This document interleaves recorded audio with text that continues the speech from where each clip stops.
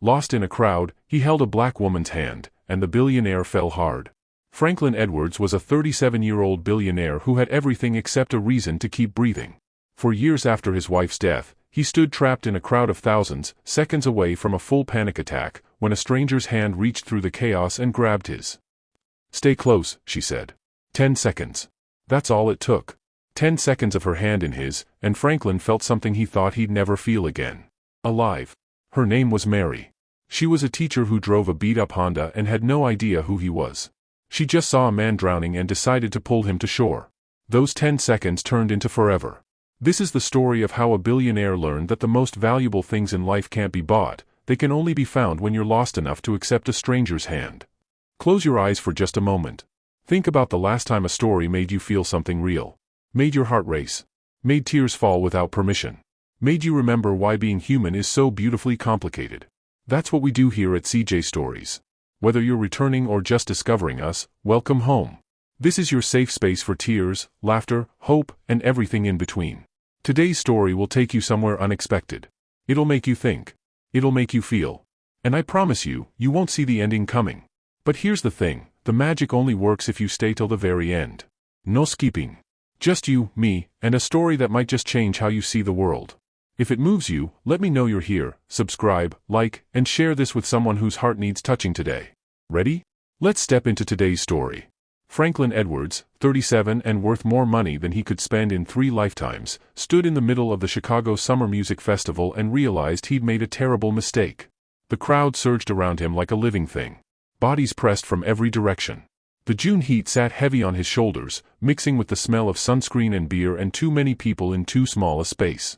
Somewhere ahead, a band played something loud and rhythmic that made the ground vibrate beneath his feet. He couldn't see the stage. Couldn't see anything except the backs of heads and raised phones capturing moments he had no interest in being part of. His assistant had suggested this. "You need to do normal things, Mr. Edwards. Things regular people do. You've been locked in that office for 4 years. Franklin had agreed because she was right. Because grief had turned him into someone who lived between his penthouse on Lake Shore Drive and his corner office downtown, with nothing in between except the back seat of his car. Because his late wife Emma would have hated what he'd become. But this was too normal. He tried to move toward what he hoped was an exit. A wall of people blocked his path. He turned the other way. Same problem. His chest tightened. Not quite panic, but close enough that he recognized the feeling. For years since Emma's death, and he still couldn't handle feeling trapped. "Excuse me," he said to no one in particular. His voice disappeared into the noise. The crowd shifted suddenly, responding to something happening on stage. Franklin stumbled sideways. His phone slipped from his hand. He watched it fall, watched it hit the ground, watched a dozen feet step around and over it. Then a hand grabbed his. Not a bump or an accidental brush. A deliberate grab. Fingers lacing through his fingers, a palm pressing against his palm, holding on with surprising strength. Franklin looked up. She was beautiful. That was his first thought, immediate and startling in its clarity. Dark skin that seemed to glow even in the chaos around them. Natural hair pulled back from her face in a way that showed her features clearly. Brown eyes that met his with something that looked like understanding. "Stay close," she said. Not shouting, but projecting her voice just enough to cut through the noise. "I'll get us out." She moved through the crowd like water finding a path. Franklin followed because she was still holding his hand, and because something in her voice made him trust her. She was shorter than him by several inches, but she navigated the bodies with a confidence he envied. Left, then right, then a sudden opening that led to slightly less crowded space. They broke free near a row of food vendors. The noise level dropped just enough to think. She released his hand. Franklin felt the absence of her touch more than he wanted to admit. "Thank you," he said. "I was starting to think I'd be stuck there forever." She smiled. It changed her whole face, adding warmth to features that had been focused and determined seconds before. "You look like you were about to pass out. Thought I'd do my good deed for the day." "Your good deed?" He found himself smiling back. "Do you make a habit of rescuing strangers?" "Only the ones who look like they're questioning every life choice that brought them here." She tilted her head slightly, studying him. "Let me guess. Someone told you that you needed to get out more. Do normal things. Stop being so isolated." Franklin stared at her. "That's disturbingly accurate. I'm a teacher. I know that look. It's the same one my students get when I make them try something outside their comfort zone." She glanced back toward the crowd they'd escaped.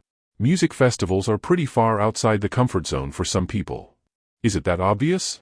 You're wearing a watch that probably costs more than my car, and you look like you've never been within 50 feet of a mosh pit. Her tone was teasing but kind. Yeah, it's pretty obvious. He looked down at his watch. Patek Philippe. Emma had given it to him for their 5th anniversary. He'd worn it every day since she died. I'm Franklin, he said, offering his hand. Formal. Ridiculous in this setting. But he didn't know what else to do. She took it anyway. Her handshake was firm, confident. Mary. Just Mary? Just Franklin? He laughed. Actual laughter. When was the last time that had happened? Edwards. Franklin Edwards. Lockwood. Mary Lockwood. She released his hand and gestured toward the vendor behind her. Can I buy you a lemonade, Franklin Edwards? You look like you could use something cold. I should be buying you a lemonade. You save me. From a crowd at a music festival. I'm not sure that qualifies as saving. But she was still smiling. How about we both buy our own lemonade and call it even? They stood in line together. The silence between them felt comfortable rather than awkward. Franklin noticed details. The way she shifted her weight slightly, like her feet hurt. The canvas bag over her shoulder with a pin that said, "Read banned books." The fact that she wasn't wearing much jewelry, just small gold hoops in her ears and a simple necklace. She caught him looking. What? I'm trying to figure out if you're here alone or if I just pulled you away from your friends.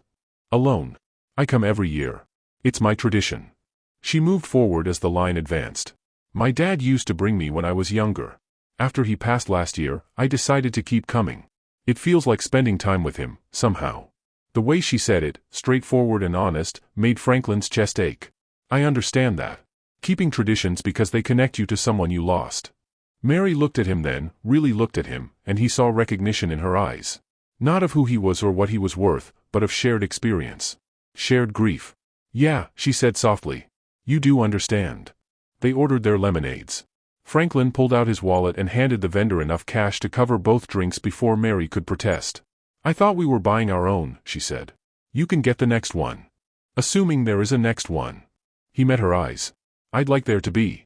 Something passed between them. A moment of possibility. Of recognition. Of two people who'd both been alone for too long suddenly realizing they didn't have to be. Mary took her lemonade from the vendor. What were you planning to do before I rescued you from the crowd? Honestly? Find the nearest exit and go home. And now? Franklin surprised himself. Now I'm thinking I might stay. They walked together, moving away from the main stage toward the quieter edges of the festival grounds. Grant Park stretched out around them, green and expansive even with thousands of people scattered across it. Lake Michigan shimmered in the distance, catching the late afternoon sun. So what do you teach? Franklin asked. 5th grade. Reading and language arts mostly, but you teach everything at that level. She sipped her lemonade. What do you do, besides wear expensive watches and avoid music festivals? He could lie. Deflect. He'd gotten good at that over the years. But something about her made him want to be honest. I run a company. Investment and venture capital. It's probably the most boring answer I could give you. Boring pays for nice watches, apparently. Something like that. Do you like it? The work? No one had asked him that in years. They asked about profits, about market share, about the next acquisition. Never about whether he actually liked what he did. I'm good at it, he said finally. That's not the same thing, is it? No. It's really not. Mary stopped walking and turned to face him. Can I tell you something? And you can't get weird about it. That's a concerning way to start a sentence. When I grabbed your hand back there, I felt something. Not in a creepy psychic way. Just a connection. Like I was supposed to find you in that crowd. She shook her head. I know how that sounds. We're strangers. I grabbed your hand for maybe 10 seconds. But I haven't been able to shake the feeling. Franklin's heart did something complicated in his chest. I felt it too. Yeah. They stood there looking at each other. Around them, the festival continued. Music played. People laughed. The sun began its slow descent toward evening. But Franklin felt like he was standing in a bubble where only the two of them existed. I dropped my phone back there, he said. In the crowd. Oh no. Do you need to go back for it? Probably destroyed by now. He should feel upset about that. Instead he felt almost relieved. My entire life is on that phone. Work emails. Meetings. 1,000 things demanding my attention. And now you're free of it, Mary said. For a little while, anyway. For a little while. She finished her lemonade and tossed the cup in a nearby recycling bin. So what do you want to do with your unexpected freedom, Franklin Edwards? He wanted to spend it with her. That was the truth, sudden and undeniable. This woman he'd met 10 minutes ago. This stranger who'd grabbed his hand and led him to safety without knowing anything about him except that he needed help. "What's your favorite part of the festival?" he asked. "The small stages. The ones away from the main crowd where local musicians play. That's where the real magic happens." She gestured toward the north end of the park. "Want me to show you?" "Yes." They walked through the festival grounds, and Franklin noticed how different everything felt with Mary beside him. The crowds didn't seem as overwhelming. The noise felt energizing rather than oppressive. She pointed out things he would have missed. A guitarist sitting on a bench, playing for tips. A vendor selling art made from recycled materials. A group of kids dancing unselfconsciously near one of the smaller stages. "You see things differently than I do," Franklin said. "I just pay attention. There's beauty everywhere if you look for it." She glanced at him. Even at overwhelming music festivals. They found a spot near one of the small stages she'd mentioned. A jazz trio played something smooth and soulful. The crowd here was smaller, older, more relaxed. People sat on blankets and listened with genuine attention. Mary sat down on the grass without hesitation. Franklin hesitated for only a moment before joining her. His suit pants would be ruined. He didn't care. "Better than the mosh pit?" Mary asked. "So much better." They listened to the music. Franklin couldn't remember the last time he'd just sat and listened to anything. His life was constant motion, constant productivity. Even his rare quiet moments were filled with thoughts of work, of what needed to be done next. But sitting here with Mary, he felt something he hadn't felt in 4 years. Peace. "Tell me about your students," he said during a break between songs. "What are they like?" Mary's face lit up. "They're amazing. Exhausting and frustrating and brilliant all at once. I've got 23 of them this year. Each one completely different." She pulled her knees up, wrapping her arms around them. "There's this one kid, Terrence. He came to me reading 2 grade levels behind. Angry at the world. Wouldn't try anything because he was convinced he'd fail. What did you do?" "Found out what he cared about. Turns out he loves graphic novels. Superheroes especially. So I started bringing in graphic novels for him to read. More pictures, fewer words, but still reading. Still building skills." She smiled. "Now he's writing his own. Creating whole worlds in these notebooks he carries everywhere." Franklin watched her talk. The animation in her face. The obvious love for what she did. "You changed his life. I gave him tools. He's changing his own life." She looked at him. "That's what teaching is. Not forcing knowledge into unwilling brains. Just showing kids that they're capable of more than they think they are. I wish I'd had a teacher like you." "What were your teachers like?" "Demanding. Focused on achievement and results. I went to schools where anything less than perfection was failure." "That sounds lonely." It was. He'd never quite put it into words before, but she was right. His childhood had been one long exercise in meeting impossible standards. No wonder he'd thrown himself into work with the same intensity. It was all he knew. "What about your parents?" Mary asked. "Are they here in Chicago?" "Florida. They retired there 5 years ago. We talk occasionally." He paused. "It's not a close relationship. I'm sorry. Family should be more than occasional phone calls." "What about your family?" Her expression shifted. Something sad crossed her face before she hid it behind a small smile. "My mom died when I was 12. Dad raised me by himself. He was everything. Teacher, protector, best friend. When he died last year, it felt like losing half of myself." Franklin knew that feeling intimately. "I lost my wife 4 years ago. Emma. Cancer." Mary reached over and put her hand on his arm. Just rested it there, warm and solid. She didn't say she was sorry. Didn't offer empty platitudes. Just sat with him in the shared understanding of loss. "Is that why you've been isolated?" she asked after a moment. "Locked away from normal life?" "Part of it. Work became easier than feeling. Safer. But not sustainable." "No. Not sustainable." The jazz trio started playing again. Something slow and beautiful that felt like it matched the mood between them. Mary removed her hand from his arm, but stayed close enough that their shoulders almost touched. Franklin wanted to ask for her number. Wanted to suggest dinner, coffee, anything that would ensure this wasn't the last time he saw her. But uncertainty held him back. For years of isolation had eroded his confidence in anything outside of business deals and profit margins. "What are you thinking?" Mary asked. "That I don't want this to end." She turned to look at him. "The festival goes until 10. I mean after. After today." "I know what you mean." Her eyes searched his face. "I don't usually do this. Meet someone and feel like I've known them forever." "Neither do I." So what do we do about it? Franklin made a decision. We exchange numbers. We have dinner. We see if what we felt in those 10 seconds when you grabbed my hand was real or just a moment of chaos in a crowd. And if it was real? Then I stop hiding from life. And you get someone who thinks you're remarkable. Mary smiled. I think you're remarkable too, Franklin Edwards. Even if you did look completely terrified in that crowd. I was terrified. But you stayed. After I let go of your hand, you could have run. Instead you stayed and talked to me and sat in the grass in your expensive suit to listen to jazz. He looked down at his suit pants. Definitely grass-stained. Worth it. Yeah? Absolutely. The music swelled around them. The sun continued its descent, painting the sky in shades of orange and pink. Franklin felt something shift inside him. Something that had been frozen for 4 years beginning to thaw. Mary stood up and offered him her hand. Come on. There's one more stage I want to show you before the sun sets completely. He took her hand. Let her pull him to his feet. And when she didn't immediately let go, he held on. They walked through the festival grounds hand in hand, and Franklin thought about how strange life was. How you could go from feeling trapped and alone to feeling found in the span of minutes.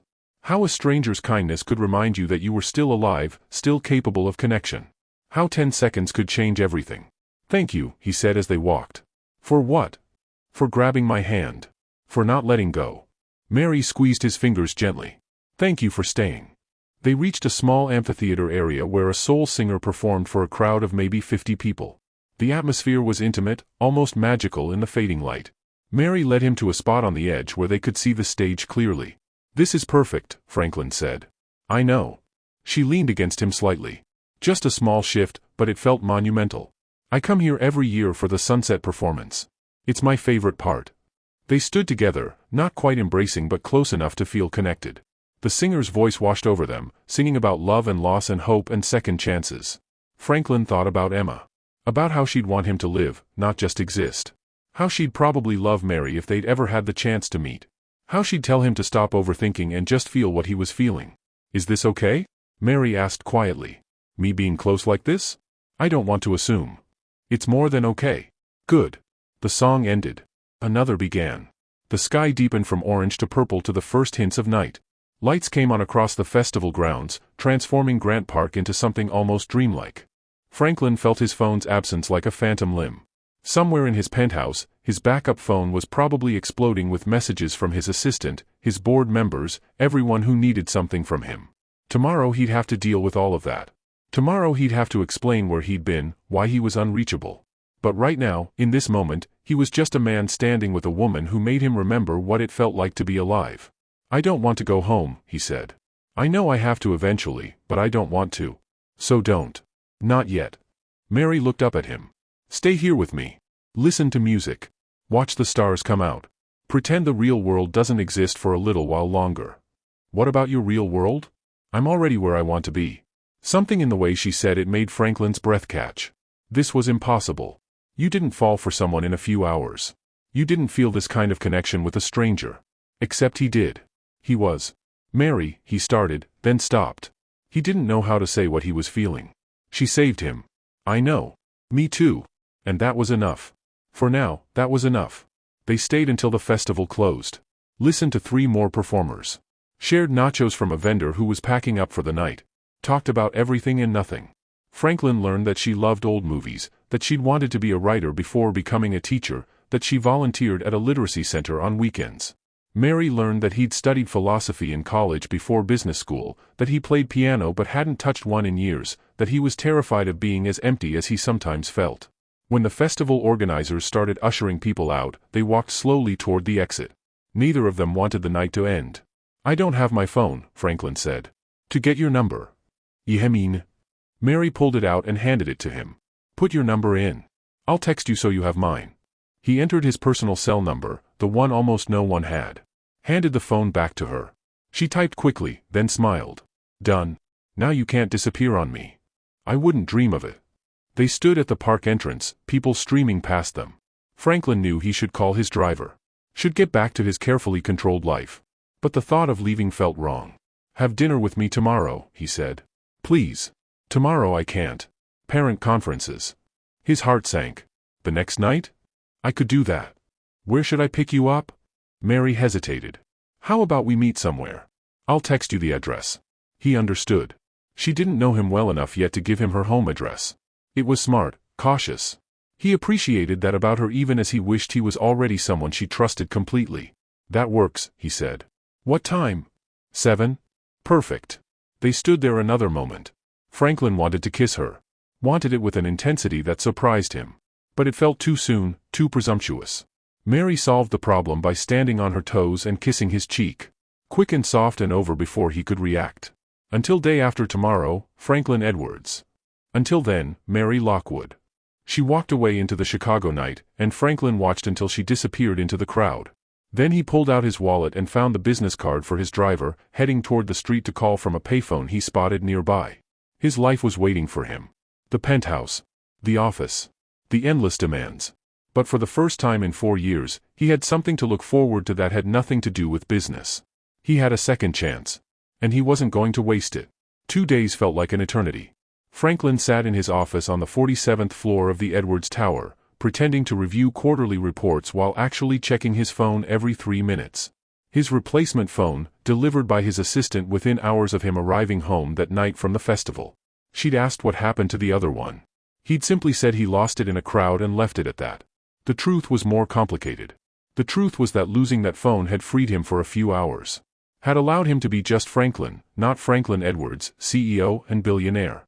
Just a man talking to a woman who made him feel human again. His phone buzzed. Franklin grabbed it immediately. Mary's name appeared on the screen. Still on for tonight? Promise I'll feed you better than festival nachos.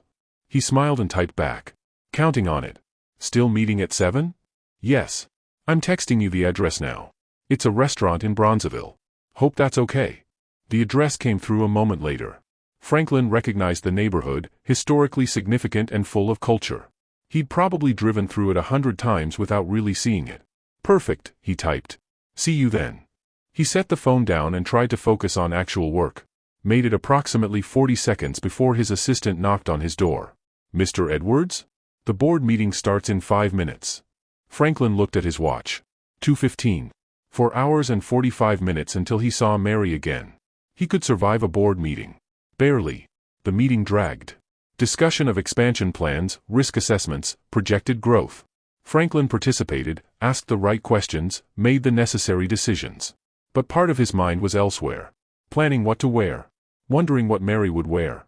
Hoping he didn't say something stupid that would make her regret agreeing to dinner. When the meeting finally ended at 4:30, Franklin went straight home. His penthouse overlooked Lake Michigan, floor-to-ceiling windows offering a view that had cost him $8 million. He'd bought it with Emma, back when they were planning a future together. After she died, he'd thought about selling. But moving felt like admitting she was really gone, so he'd stayed. Now he stood in his massive closet, staring at rows of suits and dress shirts. Too formal. All of it too formal. He finally settled on dark jeans, a simple button-down shirt, and a casual jacket. No tie. No cufflinks. He left the Patek Philippe on his dresser and grabbed the vintage Timex his grandfather had given him instead. Something that didn't scream wealth. At 6:30, his driver brought the car around. Franklin had considered driving himself, but parking in the city was always complicated.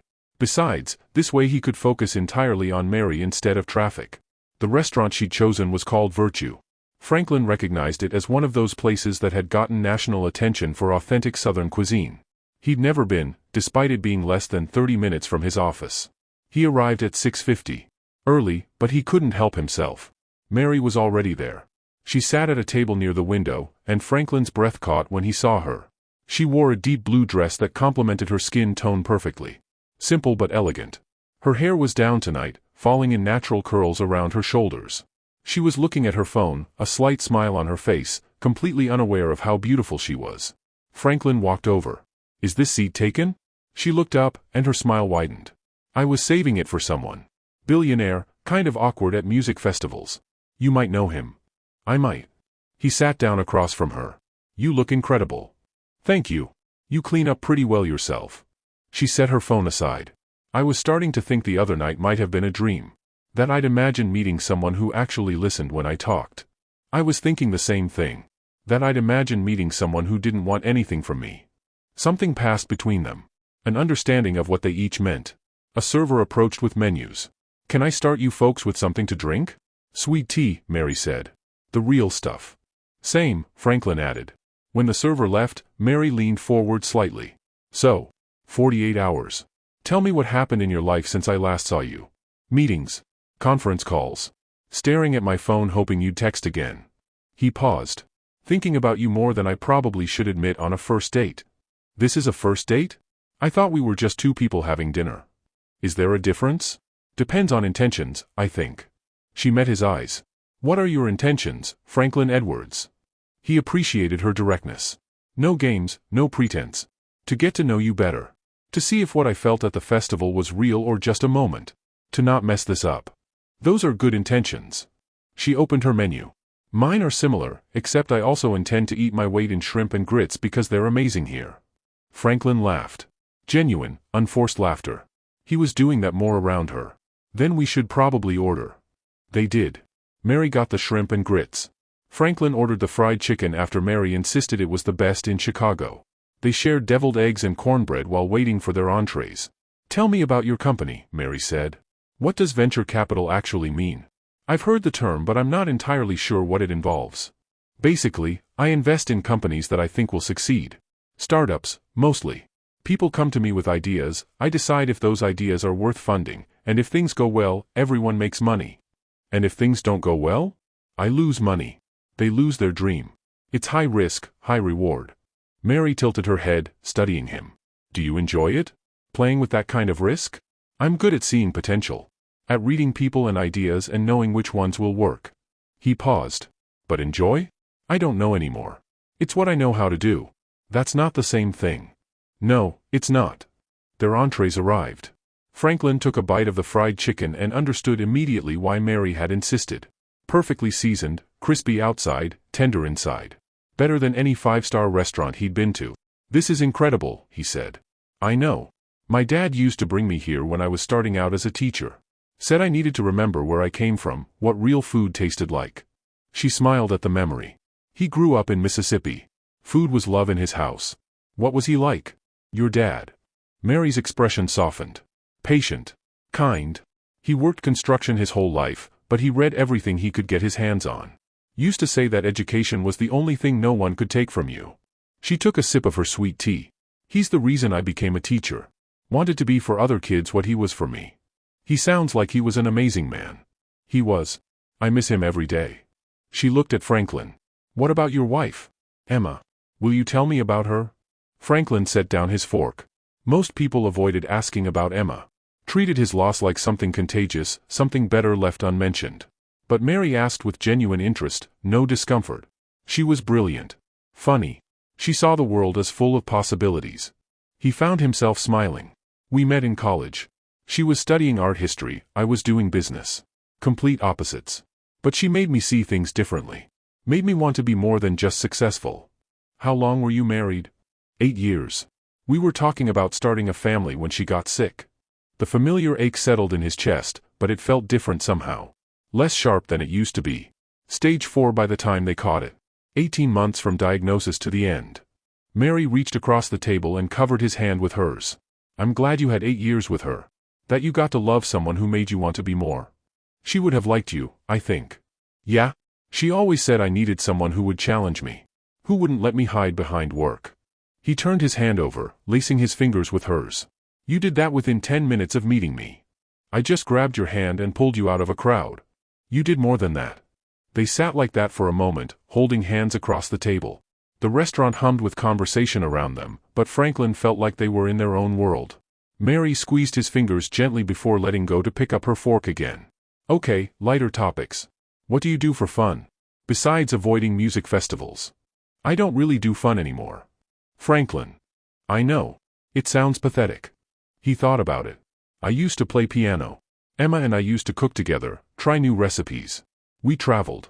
Spent weekends doing nothing but reading and being together. And now? Now I work. Go home.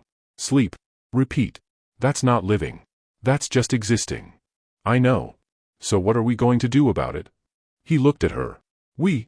You think I'm going to sit here, learn that you play piano but haven't touched one in years, and not do something about that? She shook her head. Not happening. Friday night. You're taking me somewhere with a piano. Is that right?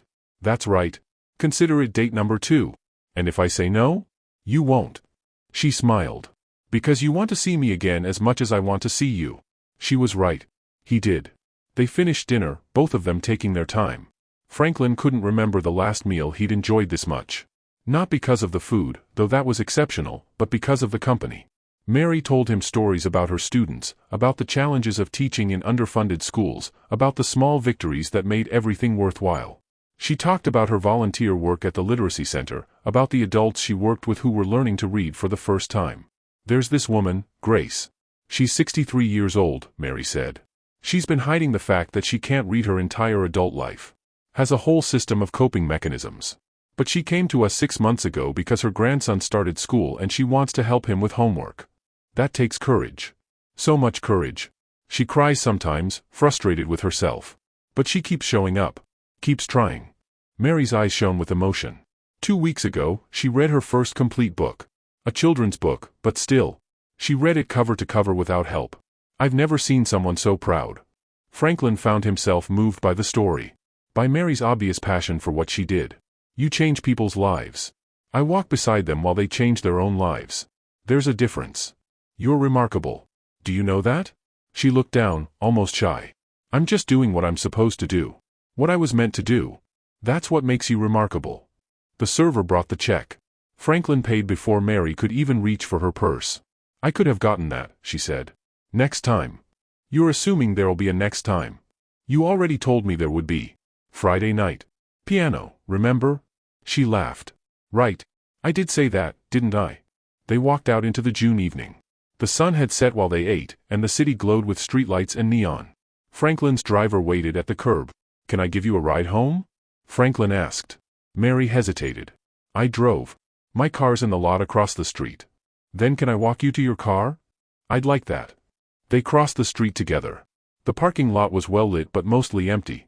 Mary led him to an older Honda Civic that had definitely seen better days. This is me, she said, pulling out her keys. Franklin noticed the dent in the passenger door, the scratch along the side, the way the paint had faded. He thought about the cars in his garage. The Tesla, the Mercedes, the vintage Porsche he'd bought on a whim and driven maybe twice. Will it make it home okay? He asked, trying to keep his tone light. She's been making it home for 12 years. I think she'll survive one more night. Mary unlocked the door but didn't open it.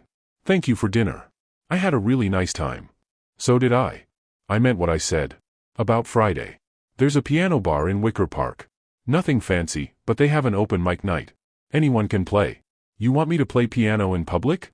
I want you to remember what it feels like to do something you love. She stepped closer to him. Is that okay? Franklin's heart hammered in his chest. She was close enough that he could smell her perfume. Something subtle and warm. More than okay. Good. She reached up and straightened his collar, even though it didn't need straightening. Her fingers brushed against his neck. I'll text you the address. Mary. Yeah? He didn't plan it. Didn't think about it. Just leaned down and kissed her. Soft at first. Tentative. Giving her room to pull away if she wanted. She didn't pull away. Her hand came up to his cheek as she kissed him back. Gentle but sure, like everything else about her. The kiss deepened, and Franklin felt something shift inside him. Something that had been frozen beginning to thaw. When they finally broke apart, both of them were breathing harder. I've wanted to do that since the festival, Franklin admitted. I was hoping you would. She smiled up at him. Worth the wait? Absolutely. She kissed him again, quick and sweet. Then she opened her car door. I should go. Early morning tomorrow. Text me when you get home? So I know you made it safely. You're sweet. She slid into the driver's seat. I will. Franklin stepped back and watched her start the car. The engine coughed once before turning over. She waved as she pulled out of the parking space. He stood in the empty lot long after her taillights disappeared, touching his lips and smiling like a teenager. His driver appeared beside him. Home, Mr. Edwards? Yeah, home. But home felt different now. Less like a mausoleum of memories and more like just a place he slept between moments that actually mattered. His phone buzzed as he settled into the back seat. Made it home safely. Thanks for checking. Can't stop thinking about that kiss. Franklin typed back immediately. Me neither. Can't wait until Friday. It's only Wednesday. I know. We could meet before then. Coffee tomorrow? He had meetings all day tomorrow. Important meetings about a merger that could add another $50 million to his portfolio. But looking at Mary's text, those meetings felt less important than they had an hour ago. What time? He typed. I'm free at 4. There's a coffee shop near my school. Send me the address. I'll be there. 3 dots appeared as she typed. Then, you're not what I expected, Franklin Edwards. Good unexpected or bad unexpected? The best kind of unexpected. He stared at that message the entire ride home. Thought about how his assistant had told him to do normal things. How he'd reluctantly agreed to go to that festival. How he'd been ready to leave after 5 minutes. How Mary had grabbed his hand and changed everything. The next day crawled by. Franklin moved through his meetings on autopilot, his mind already at a coffee shop in Bronzeville. His CFO asked him a question twice before he registered it. His assistant gave him a strange look when he declined to stay late for a call with investors in Tokyo. I have plans, he said simply. You have plans, she repeated, like he'd just announced he was taking up skydiving. Is that so unusual? Mr. Edwards, in the 4 years I've worked for you, you've never had plans that didn't involve work. He thought about that. About how small his life had become. Well, I do now. At 3:30, he left the office. His assistant actually stood up from her desk to watch him go. The coffee shop was called Sip and Savor. Small, locally owned, the kind of place Franklin never would have noticed before. He arrived 10 minutes early and ordered an Americano while he waited. Mary walked in at exactly 4 o'clock. She wore jeans and a simple sweater, her work bag over her shoulder. She looked tired but her face lit up when she saw him. Hi, she said, joining him at his table. Yourself? Long day? One of my students decided to conduct a science experiment involving glue and everyone's math homework. So yes, long day. She set her bag down. But better now. Let me get you coffee. What do you want? Latte with oat milk, if they have it. He went to the counter and ordered. When he returned, Mary had pulled out a stack of papers and was grading them with a red pen. Do you ever stop working? He asked, setting her coffee down. Look who's talking. How many meetings did you have today? 6. But I'm not counting. Liar. She took a sip of her latte and sighed contentedly. Perfect. Thank you. Franklin watched her grade papers. She made little notes in the margins, encouraging comments mixed with corrections. One paper got a smiley face and, you're getting so much better at this. You really love them, he said. Your students. Every single one. Even the ones who glue everyone's homework together. She set down her pen. Sorry. I should be focusing on you. Don't apologize. I like watching you work. You put your whole heart into it. My dad used to say that anything worth doing is worth doing with your whole heart. She smiled. He was right about most things. They talked while she graded. Franklin told her about his day, about the merger deal, about how he'd left early for the first time in years. Mary told him about the homework incident, about a breakthrough one of her struggling readers had made, about the end-of-year field trip she was planning. It was ordinary. Completely, perfectly ordinary. And Franklin couldn't remember being happier. When Mary finished grading, she packed up her papers and checked her watch. I should get going. Dinner to make, lessons to plan for tomorrow. What if I took you to dinner instead? Franklin, you just bought me dinner last night. So? I like buying you dinner. I like spending time with you. She looked at him for a long moment. This is moving fast. Is that bad? I don't know. Maybe. She bit her lip. I haven't done this in a long time. The dating thing. Being interested in someone. Me neither. So what do we do? Pump the brakes? See each other less? Franklin reached across the table and took her hand. Or we could trust what we're feeling. See where it goes. That's terrifying. I know. But also exciting. That too. Mary squeezed his hand. Okay. Let's be terrified and excited together. But I really do need to go home tonight. Rain check on dinner? Friday's still happening? Friday's definitely happening. I'll text you the details. She stood up but didn't let go of his hand. Walk me to my car? Always. By mid-July, Franklin had reorganized his entire life around Mary Lockwood. He left work at 5:30 instead of 9. He learned the difference between a latte and a cappuccino. He spent Friday evenings at the piano bar in Wicker Park, playing songs he hadn't touched in years while Mary sat at the bar and smiled at him. He discovered that her favorite bookstore was a small independent shop in Hyde Park, that she ordered the same thing every time they got Thai food, and that she laughed with her whole body when something genuinely amused her. He was 37 years old and felt like he was learning how to live for the first time. You're different, his assistant said one Thursday afternoon in late July. Happier. Franklin looked up from his computer. Is that a problem? Not at all. It's just noticeable. She set a stack of contracts on his desk. These need your signature before tomorrow's meeting. Also, your mother called. Third time this week. He'd been avoiding his mother's calls. Patricia Edwards had opinions about everything, and Franklin wasn't ready to hear her opinions about Mary. Not yet. I'll call her back, he said, knowing he probably wouldn't. His assistant left. Franklin signed the contracts without really reading them, his mind already on tonight. Mary was coming to his penthouse for the first time. She'd been hesitant when he suggested it, and he understood why. Coming to his home felt like a bigger step than coffee shops and restaurants. But they'd been seeing each other for over a month now. And Franklin wanted her to see where he lived, wanted to cook dinner for her the way she'd mentioned Emma used to do with him. His phone buzzed. Still okay if I come over tonight? Not too late to change to neutral territory. Franklin smiled and typed back. More than okay. I'm making pasta. Hope you're hungry. Always. What time? 7? Perfect. Send me your address? He sent the address and immediately felt nervous. The penthouse was worth $8 million. The art on the walls cost more than most people made in a year. What if she saw all of it and decided he was too different from her? Too far removed from the real world she lived in? Stop overthinking, he muttered to himself. At 5, he left the office. Stopped at the grocery store Emma used to love, the one with the fresh pasta and imported olive oil. Bought everything he needed for carbonara, plus ingredients for a salad and fresh bread from the bakery section. The woman at the checkout counter looked at him strangely. Franklin realized it was probably the first time he'd been grocery shopping in 4 years. Since Emma died, he'd either eaten takeout or had meals prepared by the chef who came twice a week to stock his refrigerator. He got home at 6 and started cooking. The kitchen felt different with actual purpose. He'd avoided it mostly, this room where he and Emma had spent so many Sunday mornings making elaborate breakfasts and laughing over burned pancakes. But tonight, working with his hands, following the recipe he remembered, it felt less like a shrine and more like a kitchen again. At 6:55, the front desk called up.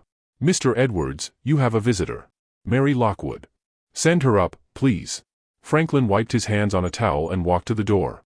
His heart hammered the way it had every time he'd seen her since the festival. He didn't think that would ever change. The elevator dinged.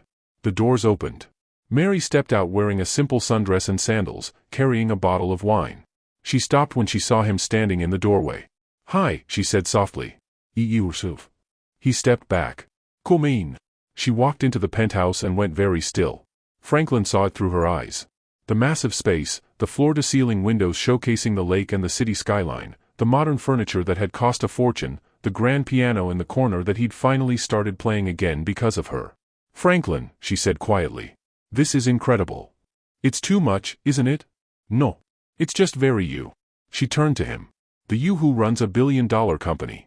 I forget sometimes, when we're getting coffee or listening to music, exactly how successful you are. Does it bother you? I'm not sure yet. She handed him the wine. This probably cost $15 and is completely inadequate for a place like this. It's perfect because you brought it. He took her hand. Come on. Let me show you around, then we can eat. I'm almost done cooking. He gave her the tour. The living room with its view. The office where he sometimes worked from home. The guest rooms he never used. He hesitated before showing her the master bedroom, but she walked in before he could decide. She stopped in front of the photograph on his dresser.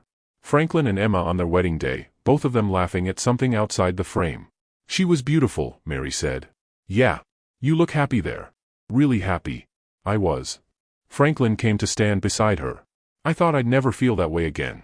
And then I met you. Mary turned to face him. This is moving really fast, isn't it? We've known each other for 5 weeks.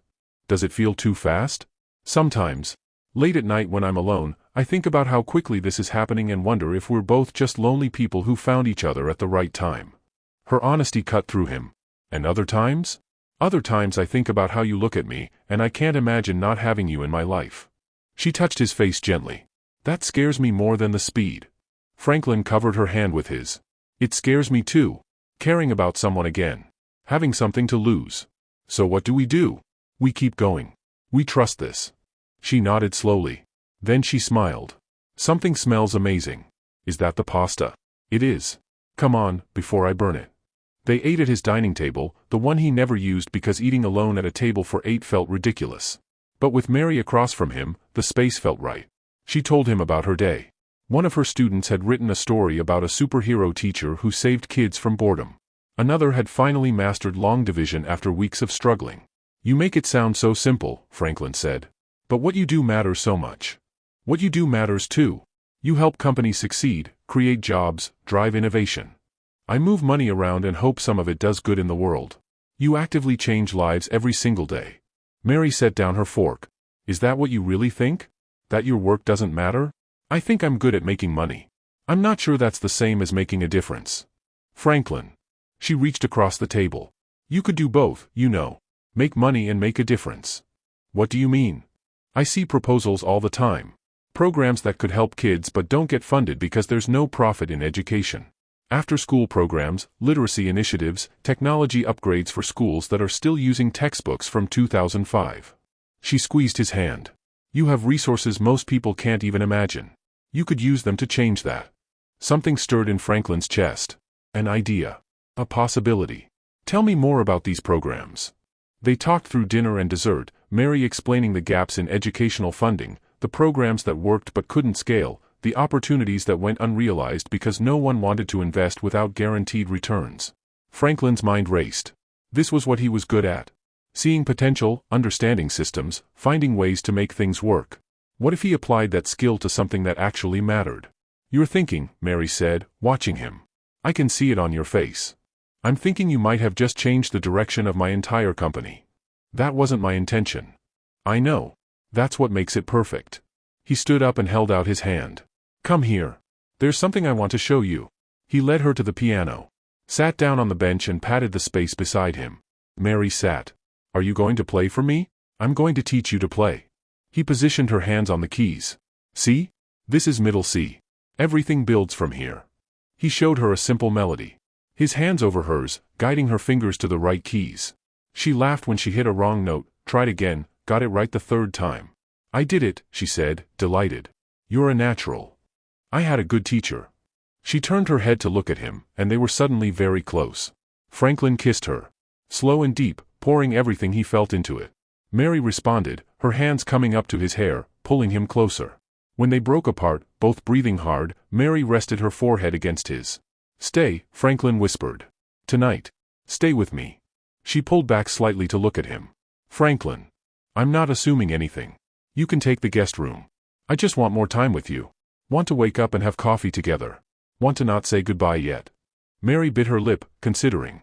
This is a really big step. I know. We've only been seeing each other for 5 weeks. I know that too. But I want to say yes. Then say yes. She smiled. Yes. I'll stay. But I need to go home first, get some things. I can't wear this dress tomorrow. I'll drive you. We'll get whatever you need and come back. They took his car, Franklin driving for once instead of using his driver. Mary lived in a small apartment in Bronzeville, a third-floor walk-up in a building that had seen better decades. It's not much, she said as she unlocked her door. But it's mine. Franklin followed her inside. The apartment was tiny, maybe a tenth the size of his penthouse. But it was warm. Lived in. Books overflowed from shelves. Plants sat on every available surface. Framed photos covered one entire wall, Mary with people who were clearly family and friends. I love it, he said honestly. It feels like you. Mary packed an overnight bag while Franklin looked at the photos. Mary as a little girl with an older man who must have been her father. Mary in her classroom with students. Mary with friends at what looked like a birthday party. A life. A full, rich life that had nothing to do with money or status. Ready, Mary said, emerging from her bedroom with a small bag. They drove back to his penthouse. Franklin set her bag in the guest room, even though every part of him wanted to ask her to stay in his room instead. This is nice, Mary said, looking around the guest room. Much nicer than my apartment. Your apartment has character. This is just expensive furniture. It's both. She turned to him. Thank you for inviting me to stay. For not pushing when I said I needed to get my things. I want you here. But only if you want to be here. Ido. She kissed him softly. Give me a few minutes to change? Then maybe we could watch a movie or something. Whatever you want. Franklin went to his own room and changed into comfortable clothes.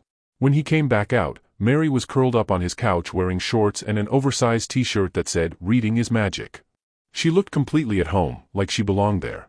He sat beside her. She immediately shifted closer, tucking herself against his side. This okay? She asked. Perfect. They put on a movie neither of them really watched, too focused on each other.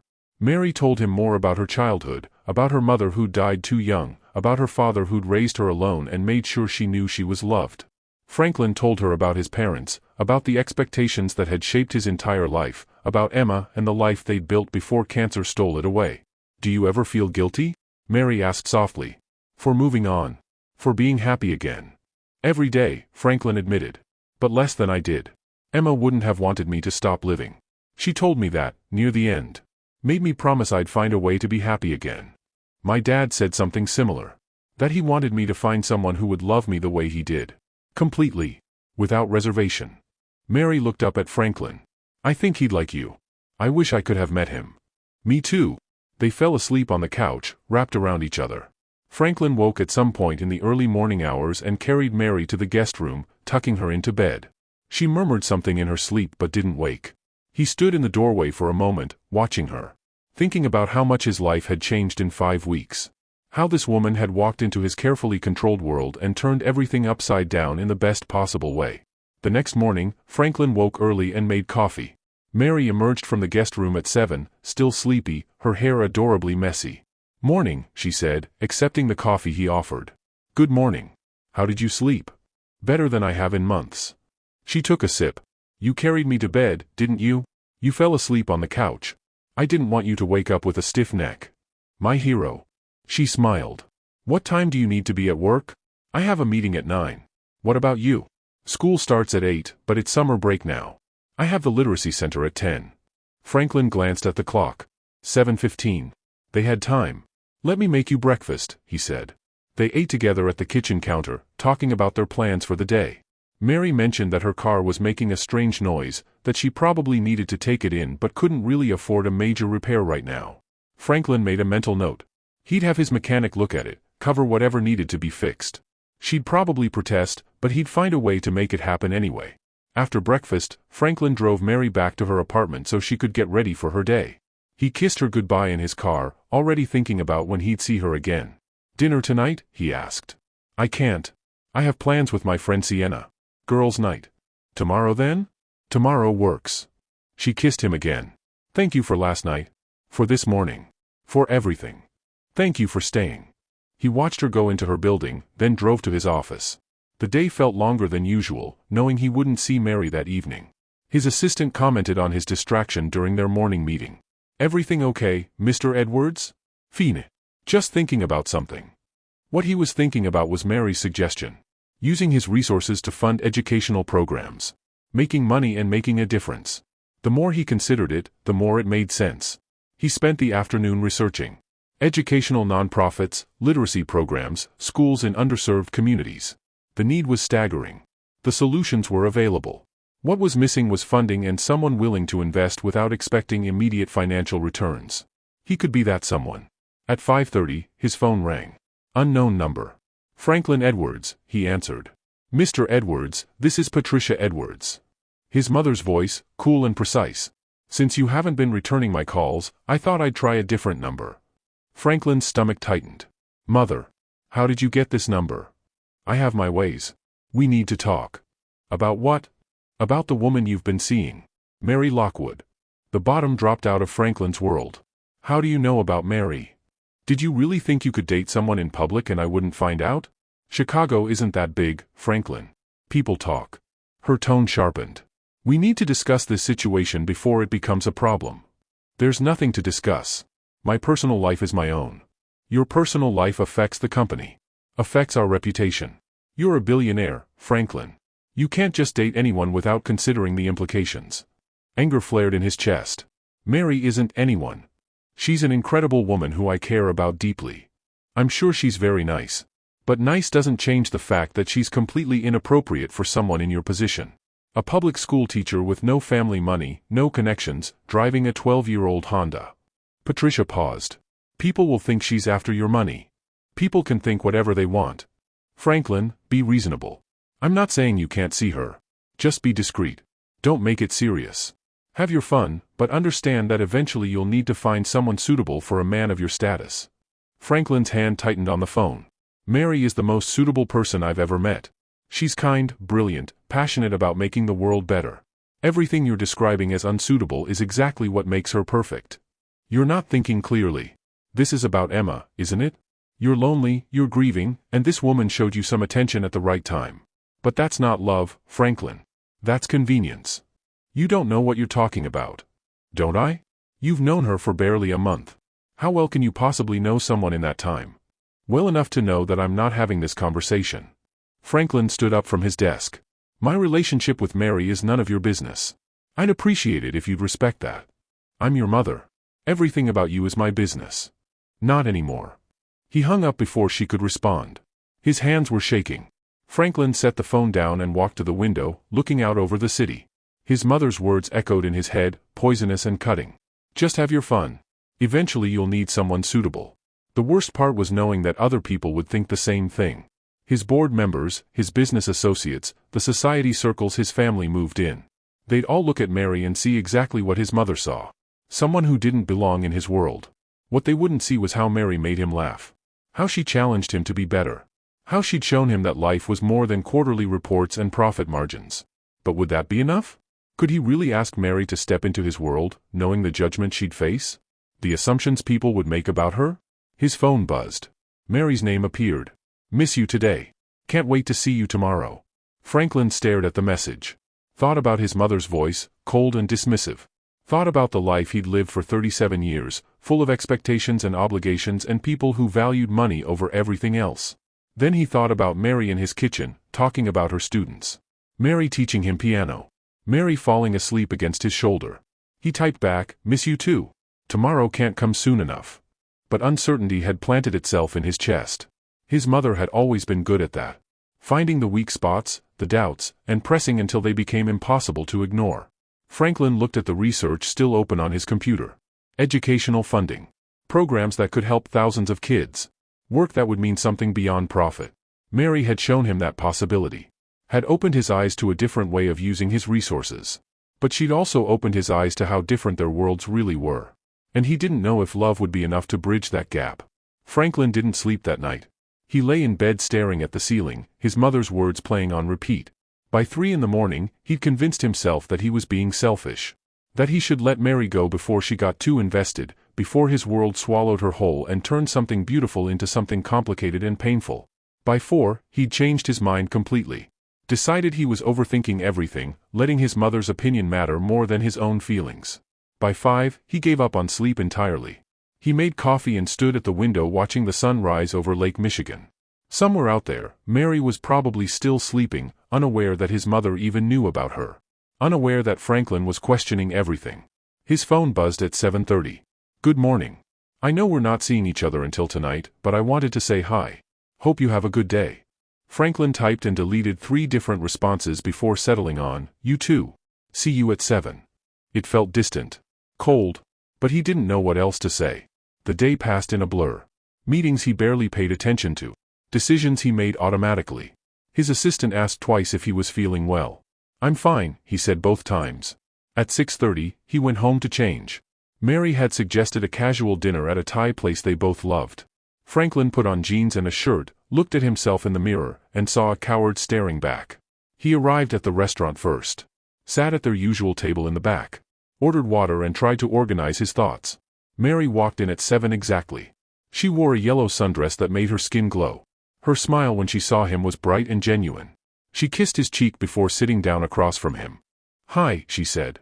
I missed you yesterday. Missed you too. She picked up her menu, then set it down again. Okay, what's wrong? Nothing's wrong. Franklin. She reached across the table for his hand. I'm a teacher. I can tell when someone's hiding something. Talk to me. He took a breath. My mother called yesterday. Okay. Is she all right? She's fine. She called to tell me that she knows about you. About us. Mary's expression didn't change. And that's a problem? She had some opinions. About whether you're suitable for someone in my position. I see. Mary withdrew her hand slowly. What kind of opinions? Franklin wished he didn't have to say it. She thinks you're after my money. That we're from different worlds and it won't work. That I should be discreet but not serious. The server appeared to take their order. Mary ordered without looking at the menu, her voice steady. Franklin ordered the same thing he always did. The server left. So your mother thinks I'm a gold digger, Mary said quietly. I don't think that. But your mother does. And that matters to you. No. Yes. I don't know. Franklin rubbed his face. She said things that made me think about what this means. For you. The judgment you'll face. The assumptions people will make. People have been making assumptions about me my whole life, Franklin. I'm a black woman in America. Assumptions come with the territory. This is different. Is it? Or is it the same thing wearing expensive clothes? Her eyes searched his face. What are you really worried about here? He forced himself to be honest. I'm worried that my world will hurt you. That the people in it will treat you the way my mother did. Like you don't belong. Like you're not good enough. And you want to protect me from that. Yes. By doing what? Ending things before they get more serious. Franklin didn't answer. He didn't have to. Mary could read it on his face. She sat back in her chair. I appreciate that you're thinking about me. About what I might face. But you're making decisions about what I can handle without actually asking me. I know you can handle it. You're one of the strongest people I've ever met. Then what's the real issue? The real issue. Franklin looked at this woman he'd known for barely 6 weeks, this woman who'd somehow become essential to his happiness, and told her the truth. I'm scared that I'm not strong enough. That when it gets hard, when people start talking and my mother keeps pushing and my world tries to make you feel small, I won't be able to protect you. That I'll fail you the way I failed Emma. Mary's expression softened. What do you mean, failed Emma? I couldn't save her. I had all the money in the world, access to the best doctors, every resource imaginable, and I couldn't save her. His voice cracked. She died anyway. And I was powerless to stop it. Oh, Franklin. Mary reached for his hand again. You didn't fail Emma. Cancer isn't something you can fight with money or willpower. You were with her. You loved her. That's what mattered. It didn't feel like enough. I'm sure it felt like everything to her. She squeezed his fingers. And this situation with your mother isn't the same thing. This isn't about saving me from something inevitable. This is about deciding whether what we have is worth fighting for. It is. You are. Then we need to make that decision together. Not you deciding for both of us what's best. The server brought their food. Neither of them moved to eat. What do you want? Franklin asked. If this was entirely your choice, what would you want? Mary took a moment before answering. I want to keep seeing you. Keep building this thing between us. But I need to know that you're all in. That when your mother calls again, or your friends make comments, or people assume things about me, you'll stand with me. Not in front of me trying to protect me, but beside me as my partner. I can do that. Can you? Because right now it feels like you're already pulling away. Like you've decided this is too hard before we've even really tried. She was right. Franklin had been pulling away since his mother's phone call. Creating distance to protect himself from potential pain, from the possibility of failing someone else he loved. Someone else he loved. The realization hit him with startling clarity. He loved Mary. Somewhere in the past 6 weeks, between music festivals and coffee shops and teaching each other piano, he'd fallen completely in love with her. I'm sorry, he said. You're right. I was pulling away. I was scared. I'm scared too. This is scary. But that doesn't mean we run from it. No. It doesn't. They ate in silence for a few minutes. The food was good, as always, but Franklin barely tasted it. He was too busy thinking about what Mary had said. About standing beside her instead of trying to shield her from his world. Tell me about your friend, he said finally. Sienna. The one you had girls' night with. Mary looked surprised by the question. What do you want to know? Everything. I want to know about your life. Your real life, not just the parts you share with me. So she told him. About Sienna, her best friend since college who was a nurse at Rush University Medical Center. About their weekly dinners where they complained about work and life and men. About how Sienna had been skeptical about Franklin at first, worried that Mary was rushing into something. What changed her mind? Franklin asked. She saw how happy you make me. How I'm different when I talk about you. Mary smiled. She said she hasn't seen me this excited about anything since my dad was alive. I'd like to meet her. If that's okay. Really? Really? I want to know the people who matter to you. They finished eating and walked out into the warm August evening. Franklin took Mary's hand as they headed toward where he'd parked. Can I ask you something? Mary said. Anything. What did you tell your mother? After she said all those things about me. I told her that you were the most suitable person I'd ever met. That everything she thought made you unsuitable was exactly what made you perfect. Mary stopped walking. You said that? I did. And I meant it.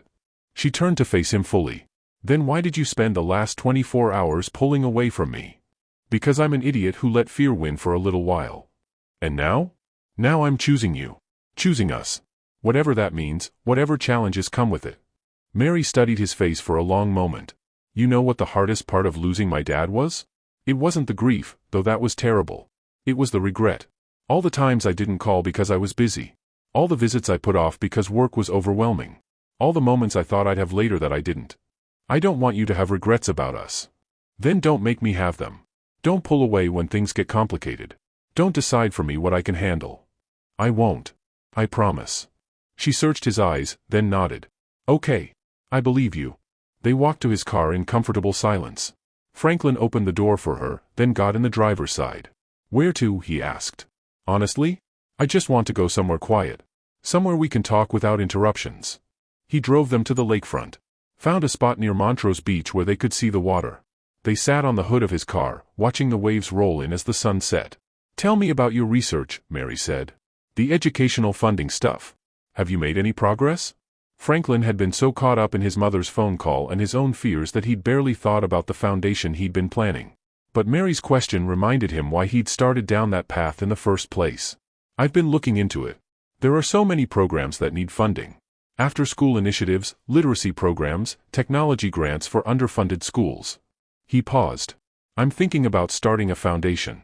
Something separate from my main business. Focused entirely on educational equity. Mary turned to look at him. That's incredible, Franklin. It was your idea. I just mentioned there was a need. You're the one actually doing something about it. I want to do it right. Not just throw money at problems but actually understand what works. What makes a real difference. You should talk to people in the field. Teachers, administrators, community leaders. The people who see the problems every day. Would you help me? Connect me with people who could guide this. Of course. I'd love to. She leaned her head on his shoulder. See? This is what I'm talking about. When we work together, when we're honest with each other, amazing things can happen. Franklin put his arm around her. I'm sorry I doubted us. Doubted you. I get it. You've been hurt. You're scared of being hurt again. But Franklin, I'm scared too. I'm terrified that I'm falling for someone whose life is so different from mine that we'll never really fit together. We fit. Right now we do. But what happens when the honeymoon phase ends?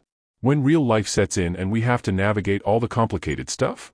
Then we navigate it together. We communicate. We don't pull away from each other. Mary lifted her head to look at him. Promise me something. Anything. Promise me that if this gets hard, you'll talk to me. You'll tell me what you're feeling instead of making decisions alone. I promise. Same goes for you. Deal. They sat watching the lake until the stars came out. Franklin thought about the past 6 weeks. How meeting Mary had changed everything. How she'd pulled him out of the crowd that first night, and he'd been following her lead ever since. I need to tell you something, he said quietly. Okay. I love you. Mary went very still. What? I love you. I know it's fast. I know we barely know each other in the grand scheme of things. But I love you, Mary. And I needed you to know that. She was quiet for so long that Franklin started to worry he'd said too much too soon. Then she turned to him, and there were tears in her eyes. I love you too, she whispered. I've been so scared to say it because it felt too soon, too fast, too everything. But I do. I love you. Franklin kissed her. Poured everything he felt into it. Relief and joy and love and promise. Mary kissed him back with equal intensity, her hands in his hair, her body pressed against his. When they finally broke apart, both breathing hard, Franklin rested his forehead against hers. We're going to make this work, he said. Yeah, we are. My mother's not going to like it. I don't need your mother to like me. I just need you to love me. Ido. So much. They sat there for another hour, talking about everything. Franklin told her more about Emma, about their life together, about how he'd thought he'd never love anyone again. Mary told him about her mother, about the years growing up with just her and her dad, about learning to be strong because she didn't have a choice. I wish they could have met you, Franklin said. Emma and your dad. I think they would have liked each other. I think so too. They both understood what it meant to love someone completely. Is that what this is? Complete love? Mary considered. I think it could be. If we let it. If we choose it every day even when it's hard. Then that's what I want. Every day. Even the hard ones. Me too. It was nearly 11 when Franklin finally drove Mary back to her apartment. He walked her to her door, not ready to say goodnight. Come up? Mary asked. Just for a little while? They climbed the 3 flights to her apartment. Inside, Mary put on music and made tea. They sat on her small couch, wrapped around each other, talking in quiet voices about nothing important. At some point, Franklin must have dozed off. He woke to early morning light coming through Mary's windows and her curled against his chest. She stirred when he moved. "What time is it?" "Almost 6. We fell asleep." "We did." He kissed the top of her head. "I should probably go. Get ready for work. Or you could stay. We could have breakfast together." "I don't want to impose." "Franklin, you just told me you love me. I think we're past worrying about imposing." He laughed. "Fair point." Mary made scrambled eggs and toast in her tiny kitchen while Franklin sat at her small table and watched. Everything about her apartment was modest, lived in, real. So different from his sterile penthouse with its expensive furniture and perfect views. But sitting here in her space, eating breakfast she'd made, Franklin felt more at home than he had in years. "What are you thinking about?" Mary asked, setting a plate in front of him. "That I like being here. In your world. It's not much compared to what you're used to. It's better. It's real." They ate together in comfortable silence. When they finished, Franklin helped her wash dishes in the small sink. "I have to go," he said reluctantly. "Meeting at 8. "I know. Go be a billionaire. Make important decisions." "And tonight?" "Tonight I want you to take me somewhere nice. Somewhere we can celebrate." "Celebrate what?" "Us. Being brave enough to choose each other despite everything." Franklin pulled her close. "I can do that. I'll pick you up at 7? "Perfect." He kissed her goodbye at her door. Drove home feeling lighter than he had in days. His mother's words still echoed somewhere in the back of his mind, but they had less power now. Because he'd chosen. He'd chosen Mary, chosen love, chosen to be brave instead of letting fear win. At his office, his assistant handed him a stack of messages. "Your mother called 3 times this morning," she said carefully. "I'll call her back later. She said it was urgent." Later. Franklin went into his office and closed the door. Opened his laptop and pulled up the research he'd been doing on educational foundations. Started making actual plans instead of just thinking about possibilities. This was what Mary had given him. Not just love, but purpose. A reason to use his resources for something that mattered. His phone buzzed. "Thank you for last night. For being honest with me. For choosing us." Franklin smiled and typed back, "Thank you for pulling me out of the crowd 6 weeks ago and changing my whole life. Best 10 seconds of my life." "Mine too. See you tonight. I love you." "I love you too." Franklin set down his phone and got to work. He had a foundation to plan, a future to build, and a woman he loved waiting for him at the end of the day. For the first time since Emma died, he felt like he was actually living again. And it was all because Mary Lockwood had grabbed his hand and refused to let go. September arrived with cooler temperatures and the promise of fall. Franklin stood in the conference room of what would soon become the Edwards Education Foundation headquarters, watching workers install shelving and set up office spaces. 3 months since meeting Mary, and his entire life had transformed. The foundation was real now. Not just research and planning, but an actual organization with staff, office space, and a mission statement Mary had helped him write. They'd spent countless evenings together reviewing proposals, interviewing potential directors, mapping out programs that would actually make a difference. His phone buzzed. "How's the new office looking?" Franklin smiled and typed back. "Coming together.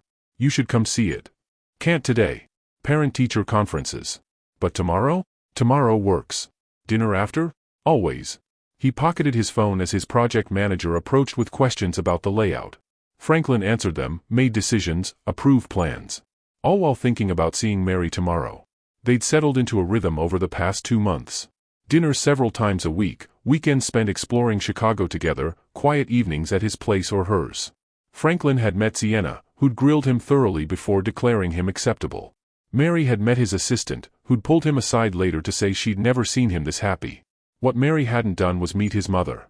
Patricia Edwards had called 17 times since that first conversation. Franklin had answered exactly once, 2 weeks ago, to tell her firmly that his relationship with Mary was not up for discussion. She'd hung up on him. They hadn't spoken since. He told himself it didn't matter. That his mother's approval wasn't necessary for his happiness. But late at night, he wondered if Mary noticed the absence. If it bothered her that he was keeping her separate from that part of his life. "Mr. Edwards?"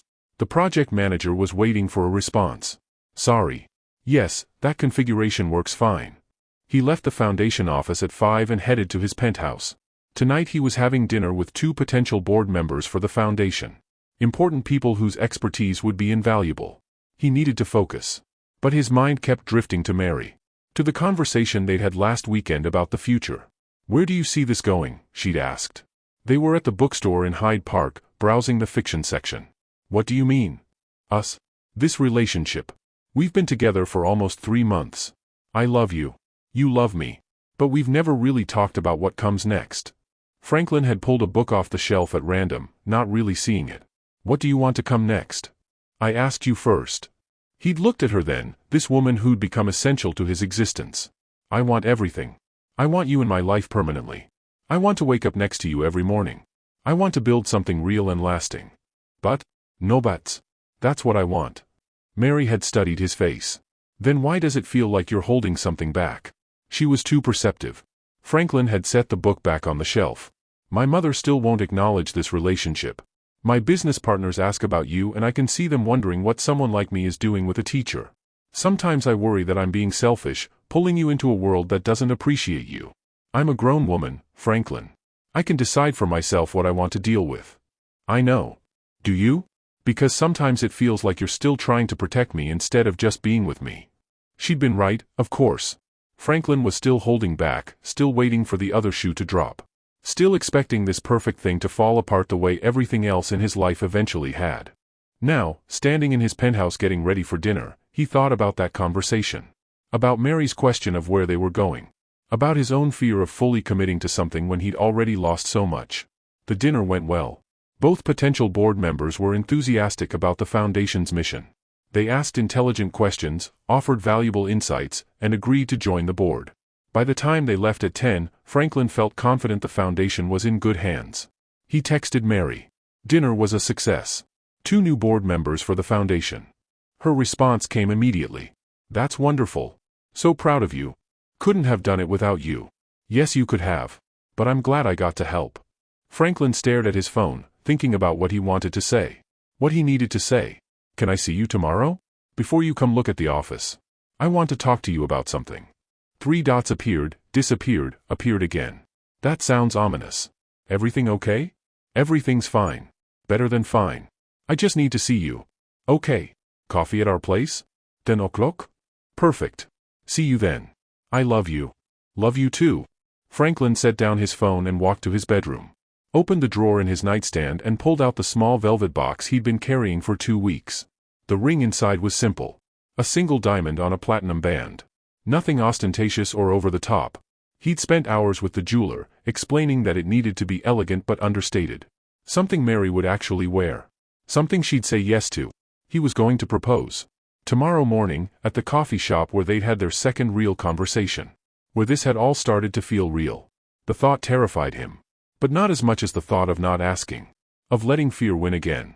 Of losing Mary because he was too scared to fully commit. He didn't sleep well that night. Kept rehearsing what he'd say, how he'd ask. Nothing felt right. Every version sounded too formal or too casual, too much or not enough. At 9 the next morning, he gave up trying to find perfect words. He'd speak from his heart. That would have to be enough. Mary was already at the coffee shop when he arrived. She sat at their usual table, 2 cups already waiting. She smiled when she saw him, but there was concern in her eyes. Hi, she said as he sat down. You sounded serious last night. What's going on? Franklin took a sip of his coffee, buying time. I've been thinking about what you asked last weekend. About where this is going. Okay. And I've been thinking about why I keep holding back. Why I haven't introduced you to my mother. Why I still feel like I'm waiting for this to fall apart. Mary's expression was careful. Have you figured it out? I'm scared. Not of you, not of us. But of losing someone I love again. Of being that powerless again. He reached across the table for her hand. But I realized something. Living in fear of loss isn't actually living. It's just existing. And you've taught me the difference. Franklin. Let me finish. Please. He took a breath. You grabbed my hand in that crowd 3 months ago and led me to safety. But you did more than that. You led me back to life. Back to purpose and joy and the possibility that happiness isn't something I lost with Emma. It's something I can choose again. Tears shimmered in Mary's eyes. I love you so much. I love you too. Which is why I'm done holding back. Done letting fear make my decisions. He stood up, still holding her hand, and pulled the velvet box from his pocket. Mary's breath caught. Franklin got down on one knee beside their table. Around them, the coffee shop went quiet. People turned to watch. But Franklin only saw Mary. Mary Lockwood, you are the kindest, most brilliant, most remarkable person I've ever met. You challenge me to be better. You see the world with such hope and compassion that it makes me want to see it that way too. You've given me purpose and joy and a future I'd stopped believing in." His voice cracked slightly. "I know we haven't been together very long. I know there are things we'll have to navigate, challenges we'll face. But I also know that I want to face all of it with you. I want to spend every day choosing you, choosing us, choosing this love we've built." He opened the box. The diamond caught the morning light. "Will you marry me?" Mary's tears spilled over. She nodded, laughing and crying at the same time. "Yes. Yes, of course yes." Franklin slipped the ring onto her finger with shaking hands. Then he stood and pulled her into his arms, kissing her as the coffee shop erupted in applause around them. When they finally broke apart, both of them laughing, Mary held up her hand to look at the ring. "It's perfect," she said. "Simple and beautiful and completely perfect. Like you. Smooth talker." She kissed him again. "I can't believe you proposed in our coffee shop. It felt right. This is where we really started.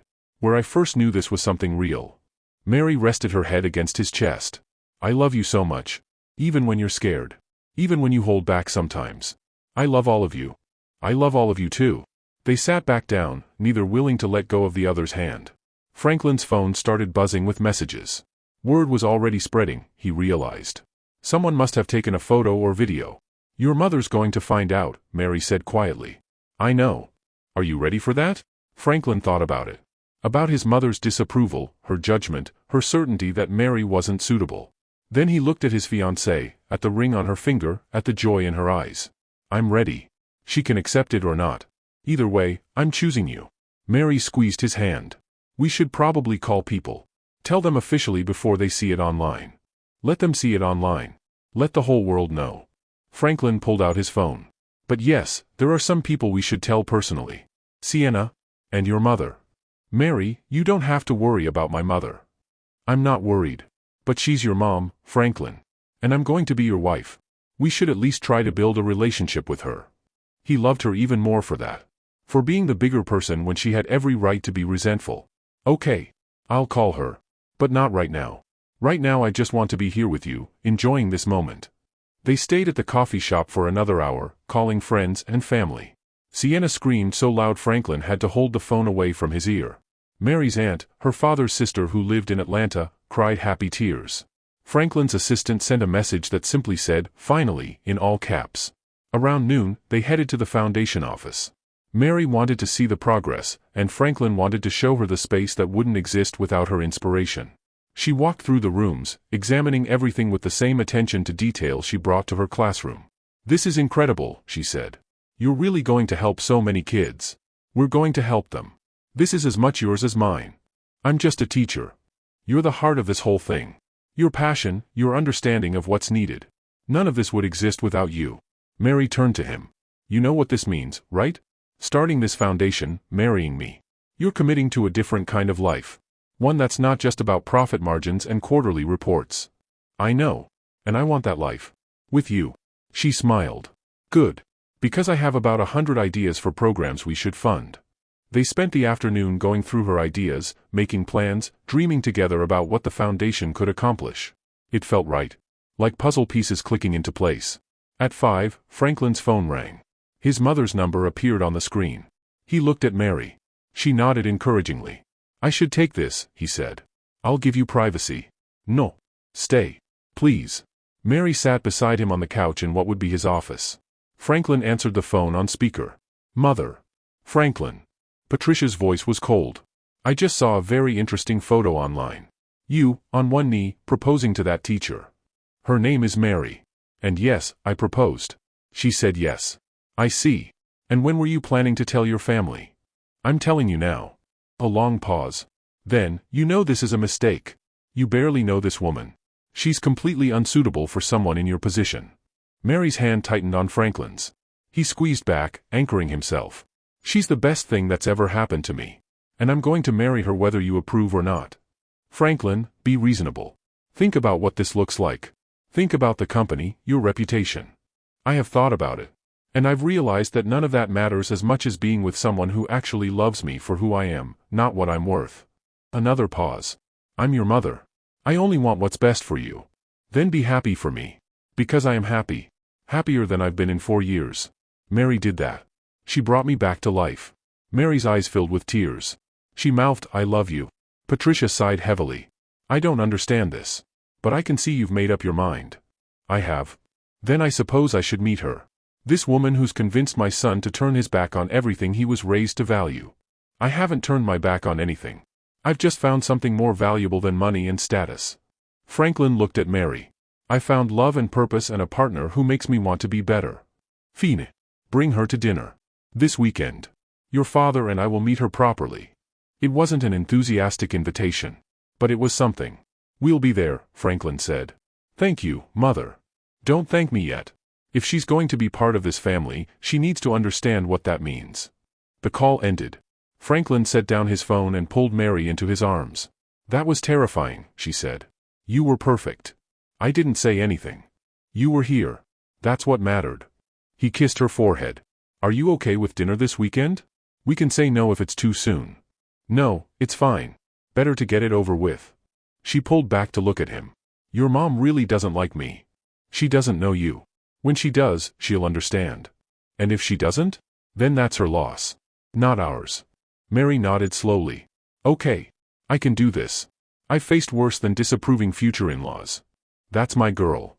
They spent the evening at Franklin's penthouse, ordering takeout and talking about wedding plans. Mary wanted something small and intimate. Franklin agreed immediately. They'd both had enough of big public spectacles. "What about timing?" Mary asked. "When should we do this? Tomorrow?" She laughed. "I love your enthusiasm, but maybe give me a little time to plan something. Even if it's small." "How much time?" "I don't know. A few months? Spring maybe?" Franklin thought about waiting until spring to make Mary his wife. "That's too long." "Franklin. What about New Year's? Start the new year as husband and wife." Mary considered. "That's 3 months away. That could work." "Perfect. December 31st. We'll get married at midnight, start the new year together." "You have it all planned out." "I've been planning it since the day I met you. I just didn't know it yet." The weekend came too quickly. Franklin drove them to his parents' estate in Winnetka, a sprawling property that had always felt more like a museum than a home. "Breathe," Mary said as they pulled up the long driveway. "It's just dinner. With my mother who thinks you're a gold digger. Then I'll prove her wrong." Mary squeezed his hand. "We've got this." Patricia and Richard Edwards waited in the formal living room. Franklin's father stood when they entered, offering a handshake and a polite smile. His mother remained seated, her expression neutral. "Mother, Father, this is Mary Lockwood. Mary, my parents Patricia and Richard Edwards." Mary stepped forward confidently. "It's nice to meet you both. Thank you for inviting me to your home." "Of course," Patricia said coolly. "Please, sit." Dinner was excruciating. Patricia asked pointed questions about Mary's background, her family, her education. Mary answered each one with grace and honesty. Franklin watched her hold her own against his mother's subtle interrogation, falling more in love with her by the minute. "So you're a teacher," Patricia said over dessert. "That must be very fulfilling work." "It is. I love what I do. But surely you'll stop working once you're married. Franklin will need a wife who can focus on his social obligations, entertaining clients, managing his household." Mary set down her fork carefully. "Actually, I plan to keep teaching. It's not just work to me. It's my calling. And Franklin supports that completely." "I see." Patricia's lips thinned. "Franklin, surely you don't expect your wife to continue working at a public school. What will people think?" "They'll think I married a brilliant, dedicated woman who changes lives every day," Franklin said firmly. "And they'll be right." Richard cleared his throat. "Patricia, perhaps we should focus on getting to know Mary rather than dictating her career choices." It was the first time Franklin's father had spoken up all evening. Patricia looked surprised but said nothing. The rest of dinner passed more smoothly. Richard asked Mary about her literacy work, seemed genuinely interested in her answers. Patricia remained distant but stopped actively interrogating. As they were leaving, Franklin's father pulled him aside. "She's lovely, son. Good for you." "Thanks, Dad. Your mother will come around. She just needs time." Franklin nodded, though he wasn't sure he believed it. In the car, Mary was quiet. "You okay?" Franklin asked. "That was harder than I expected. Your mom really doesn't think I'm good enough for you. You're more than good enough. You're everything. She's never going to accept me. Maybe not. But I don't need her to accept you. I just need you." He reached for her hand. "Mary, if this is too much, if my family is too much, tell me. We can figure something out." "No. I meant what I said before. I'm choosing us too. Even when it's hard. Even when your mother looks at me like I'm some kind of fortune hunter. She took a shaky breath. But thank you for defending me. For standing with me. Always. That's what partners do. 3 months later, on December 31st, Mary Lockwood became Mary Edwards. They were married in a small ceremony at the Chicago Botanic Garden, just 20 people in attendance. Sienna stood as Mary's maid of honor. Franklin's father came, though Patricia claimed illness at the last moment. Neither of them were surprised. Mary wore a simple cream dress. Franklin wore a dark suit. They exchanged vows they'd written themselves, promising to choose each other every day, through challenges and joy, through fear and courage, through all of it. When the officiant pronounced them husband and wife, Franklin kissed Mary as fireworks exploded over the city in the distance, celebrating the new year. "Happy New Year, Mrs. Edwards," he whispered against her lips. "Happy New Year, husband." They honeymooned in Carmel by the sea, a week of quiet beaches and good food and waking up next to each other every morning. Franklin taught Mary more piano. Mary taught Franklin to stop checking his work email every 5 minutes. When they returned to Chicago, Mary moved into Franklin's penthouse. She filled it with her books and plants, hung photos of her father on the walls beside photos of Emma. Made it feel like a home instead of a showplace. The Edwards Education Foundation officially launched in February. They funded 3 major literacy programs in the first month. By spring, they'd established partnerships with 15 schools in underserved communities. Franklin's mother sent a card when the foundation made the news. Nothing warm, just acknowledgement that it existed. It wasn't much, but it was something. Mary got pregnant in May. They hadn't been trying, but they weren't preventing it either. When she told Franklin, he cried. Happy tears this time. Their daughter was born in February, 8 months after their first anniversary. They named her Emma Grace, honoring both the woman Franklin had loved before and the grace that had brought him and Mary together. Franklin stood in the hospital room, holding his daughter for the first time, and thought about that day in June. The music festival he hadn't wanted to attend. The crowd he'd gotten lost in. The moment Mary had grabbed his hand and pulled him to safety. 10 seconds that changed everything. What are you thinking about? Mary asked from the hospital bed, exhausted but smiling. That day at the festival. When you grabbed my hand. Best decision I ever made. Second best, Franklin said, looking at their daughter. This is the best. Fair point. He sat on the edge of the bed, careful not to jostle Mary or the baby. Thank you. For what? For not letting go. For choosing me even when it was complicated. For building this life with me. Mary rested her head on his shoulder. Thank you for being brave enough to let me. For standing with me even when your world didn't understand. For loving me completely. Emma Grace stirred in Franklin's arms, making tiny noises. He looked at his wife and daughter, at the family they'd created, at the life that had seemed impossible just 2 years ago. I love you, he said. Both of you. So much. We love you too. Outside the hospital window, Chicago sparkled in the winter evening. Somewhere in that city, people were going about their lives, not knowing that everything could change in 10 seconds. That love could find you in the most unexpected places. That grabbing a stranger's hand in a crowd could lead to this, a family, a future, a happiness worth fighting for. Franklin Edwards, 39 years old and more content than he'd ever imagined possible, held his wife and daughter close. And refused to ever let go.